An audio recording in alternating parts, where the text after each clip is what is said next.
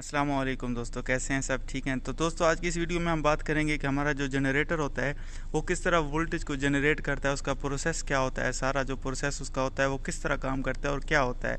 उसके अलावा हम बात करेंगे कि हमारा जो स्टेटर होता है उसका क्या फंक्शन होता है, स्टेटर वाइंडिंग का क्या फंक्शन होता है, और बाज़ औक़ात हमारी वाइंडिंग अगर जल जाती है, ये देखें, ये आपको नज़र आ रहा होगा, बहुत ज़्यादा हीटअप हो गई है इसकी वाइंडिंग, तो इसकी क्या रीज़न होती हैं, मतलब इसका क्या सबब बनता है, क्यों हमारी वाइंडिंग जल जाती है इतनी सेफ्टी होने के बावजूद। वो देखिए सेफ्टी पैनल लगा हुआ है, उसमें लगभग BLCB, MCB और रिलेज वगैरह बहुत सारा सिस्टम लगा होता है, उसके बावजूद हमारी वाइंडिंग क्यों जल जाती है। तो इस वीडियो में हम इसी पर मौजू पर बात करेंगे, हमारे साथ रहिएगा और वीडियो को पूरा देखिएगा, इंशाल्लाह ताला आपके इल्म में बहुत ज़्यादा इजाफा होगा। तो सबसे पहले हम बात करते हैं कि वोल्टेज किस तरह जनरेट होती है आर्मेचर से और हमारी स्टेटर वाइंडिंग से। ठीक है, तो इंजन के अलावा हमारे वाइंडिंग के 3 पार्ट होते हैं, जनरेटर के 3 पार्ट होते हैं इंजन के अलावा। इंजन तो इसको एक घुमाने वाला एक ज़रिया है, हमारे डायनेमो को घुमाने वाला एक ज़रिया है।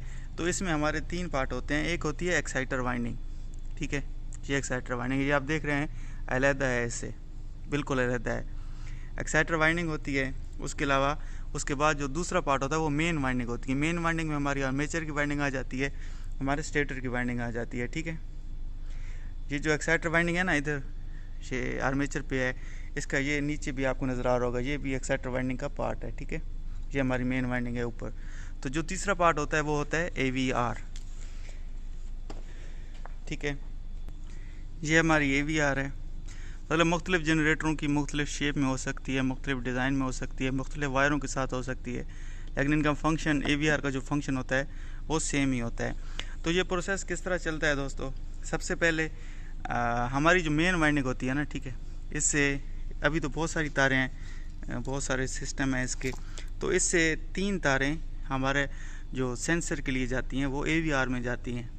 हमारी मेन वाइंडिंग से 3 तारें एक्सेस के AVR में आती हैं, सेंसर वायरिंग उनको कहते हैं। ठीक है, तो AVR एक्साइटर से कनेक्ट होता है, इसकी कुछ तारें एक्साइटर वाइंडिंग के साथ, ये एक्साइटर वाइंडिंग से तारें निकल रही हैं तो उसके साथ कनेक्ट होती हैं। ठीक है, तो जब जनरेटर पर लोड होता है ना, मतलब आप एक तो जनरेटर खाली चल रहा होता है, तो जब जनरेटर पर हम लोड डालते हैं, मतलब कुछ आउटपुट में लगाते हैं, कुछ भी वेल्डिंग मशीन हो गई, ड्रिल मशीन हो गई, तो जब इस पर लोड पड़ता है ना, तो ये जो एक्साइटर वाइंडिंग होती है, एक्साइटर वाइंडिंग जो मैंने आपको बताया, तो हमारी वो स्टेटर में नीचे है, एक्साइटर वाइंडिंग AVR को सिग्नल देती है, ठीक है, कि मुझ पर लोड पड़ रहा है तो मुझे इस हिसाब से आगे वोल्टेज देनी है, लोड हमें जनरेट करना है। ठीक है, तो एक्साइटर वाइंडिंग से वोल्टेज जनरेट होकर जो पावर होती है वो जनरेट होकर हमारे रेक्टिफायर असेंबली में आती है। ठीक है जी, इसको डायोड असेंबली है, तो डायोड असेंबली में आता है। तो डायोड असेंबली क्या करता है कि हमारे AC करंट को DC में कन्वर्ट करता है,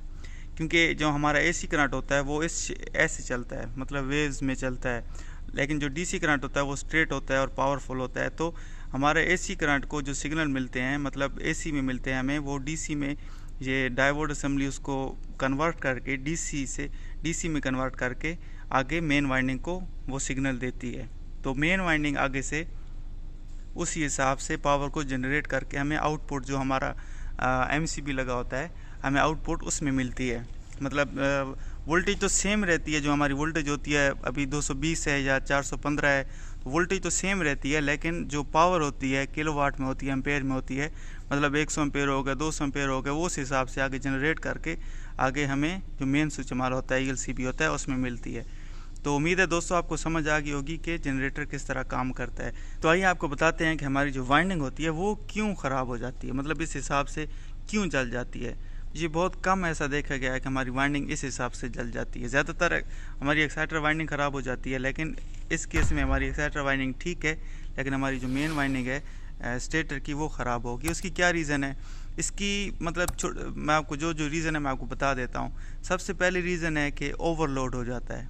ठीक है, ओवरलोड हो जाता है और उसके बाद हमारा जो ELCB सिस्टम होता है वो मतलब हम चेक नहीं करते, और ELCB हमारा सिस्टम जो होता है वो ट्रिप नहीं करता ऑटोमेटिकली, तो उस हिसाब से हमारा जो स्टेटर वाइंडिंग होती है वो जल जाती है। उसके बाद ये डायोड असेंबली होती है, ये डायोड असेंबली को भी मतलब अगर ये डायोड ख़राब हो जाते हैं, शार्ट हो जाते हैं, तो इस हिसाब से भी ये सेंस नहीं करता कि हमें कितनी वोल्टेज जनरेट करनी है, कितना चाहिए सिस्टम हमें, तो उस हिसाब से भी हमारी जो स्टेटर की वाइंडिंग है वो भी ख़राब हो जाती है।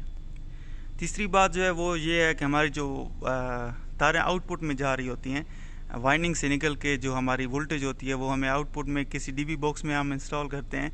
अगर डीबी बॉक्स शार्ट हो, हमारी जो मेन वायर हैं वो कहीं से शार्ट हो जाएं, आपस में शार्ट हो जाएं, तो उस वजह से भी हमारी जो स्टेटर की वाइंडिंग है वो जल जाती है। तो ये थी चंद वजह और जिस वजह से हमारा जनरेटर ख़राब होता है। अभी हमारा जनरेटर, इस केस में हमारा जनरेटर है, अभी एक ये पड़ा है और एक और जनरेटर है जो मैंने अभी खोलना है, उस साइड में पड़ा है। तो वो अभी ये 25 किलोवाट का है और वो 45 किलोवाट का है। तो दोनों का सेम ही वजह बनी थी कि हमारा जो मतलब साइड में इलेक्ट्रीशियन थे उन्होंने इसको इंस्टॉल किया था, तो जो हमारी डीबी थी वो शार्ट थी, मतलब उसकी मेन वायरें आपस में कहीं लगी हुई थी, और जब उन्होंने स्टार्ट किया तो कुछ टाइम बाद हमारा स्टेटर इस हालत में आ गया। तो जब भी आप कनेक्ट करने लगते हैं तो प्लीज़ एक दफ़ा डीबी को मेगर से चेक कर लें, कहीं शार्ट नहीं है, तसल्ली से चेक कर लें, क्योंकि ये बड़ा लॉस होता है। और 10-15 मिनट पहले अगर आप चेक कर सकते हैं, 10-15 मिनट लगा सकते हैं, तो उस सूरत में हमारा जनरेटर भी अच्छे से चलता रहेगा। और दूसरी बात, एक और बात कि जब आप जनरेटर चलाते हैं तो एक चीज़ को ज़रूर फॉलो करें कि जब तकरीबन 20,000 घंटे या 25,000 घंटे हो जाएं तो उसके बाद एक दफ़ा स्टेटर खोल के इसको दोबारा बंदा वार्निश कर दे। ठीक है, वार्निश करने से क्या होता है कि इसकी ज़िंदगी दोबारा एक दफ़ा नए से शुरू हो जाती है। अगर वार्निश नहीं करेंगे तो ये मुसलसल चलते चलते वीक हो जाती है, इसकी वार्निश वीक हो जाती है, इसकी तारें आपस में वीक हो जाती हैं, तो वो शॉर्ट सर्किट का फिर भी डर लगा रहता है। तो ठीक है दोस्तों, ये थी हमारी आज की वीडियो। उम्मीद है सब दोस्तों को पसंद आई होगी। अगर वीडियो पसंद आई है तो ज़रूर शेयर कीजिएगा दोस्तों के साथ, और हमारे चैनल को भी ज़रूर सब्सक्राइब कीजिएगा। Thank you so much.